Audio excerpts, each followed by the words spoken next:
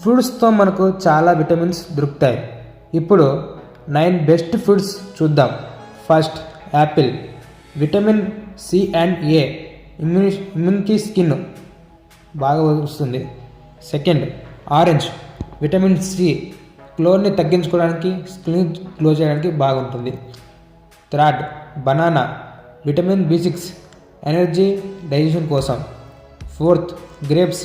Vitamin C and K, heart health, blood circulation కోసం బాగా పనిచేస్తుంది.